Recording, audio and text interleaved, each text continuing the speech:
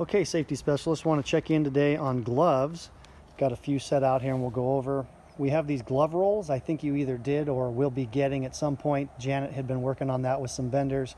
It's a good way to go out in the field and show some gloves off. Usually when I go out in the field, I'll only put one glove in there. Inevitably, if you take a pair with you, similar to this pair I have that I'm actually using, you put that pair in there and the customer's going to want to keep it. So just put one glove in there, and that way they can take a look at it and see the features. We have a lot of stuff from just your basic dip glove, general duty. You'll notice there's nothing on the back of this glove, which means it has basically 0 rating.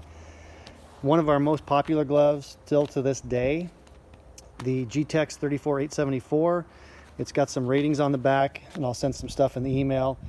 Back of hand tells you the thing. This shield right here, 4131, I'll go into that in a little more detail on email, but also let you know it's abrasion, cut, tear, and puncture. The abrasion resistance is high on this glove, as is the tear, but it really has no cut or puncture value whatsoever. Pretty good light duty glove for companies that want a little more visibility. Comes in a yellow, it's also an orange. This one says FY on it for the yellow. Again, 4131, so same glove, just higher visibility for hand protection. Move over to these types of gloves. Now you got a cut 3. You need to know the difference of a European EN standard or the ANSI standard, which again will be in that email. On this glove, you'll see the same shield with some letters, but over here, it now says ANSI 2 or A2 right there. So I know this glove has an ANSI rating of 2. This is one of the gloves I've had in my roll for a while. We do carry it with a different rating now. This one does not say ANSI on it, so not compliant on most of your job sites anymore. Again, this one you'll see 4543, ANSI 3. So European standard is 5, but the ANSI standard that's more important here in the US is the 3. So it'll be a little bit lower, but it is actually stamped on these gloves now with that ANSI rating. Moving over this direction, you've got what they call some TPC, some back of hand protection material. Guys that are stripping forms, things of that nature. High vis, back of hand protection. If you need cut resistance, again, here's that A5 rated right on the glove. So you've got cut resistance, high visibility, back of hand, all in one on that one. If you've seen these Axis gloves, this one actually says touchscreen on it. You can use this. They put a material in the fingertips to actually let the screen work a little bit better. So there are touchscreen capabilities out there with cut resistance.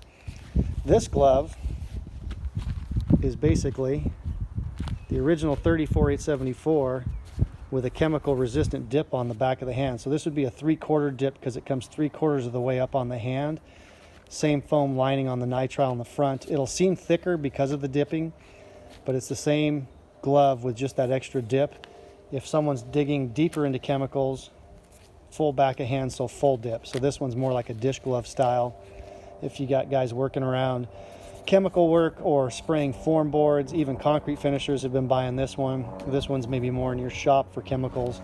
But again, look at the assessment of what the crew's up to. You that live in areas like I do not, where it's cold, they have thermal options. This one actually does have, believe it or not, a little bit of cut resistance, but that might also have to do with the thickness of the glove. So there are options out there for temperature as well. Heat resistant gloves, Kevlar, things like that are available. But I wanted to give you just a quick overview. Again, this is a pair I'm trying from Radians. It has an A3 reading. The A3 seems to be fairly relevant now on job sites.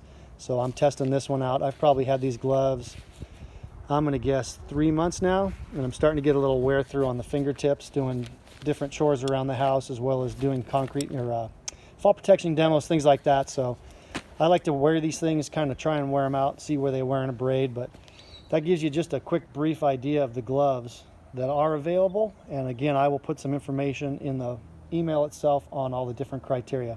Hope all's well, and if you're not wearing these gloves, make sure you guys wash your hands. See ya.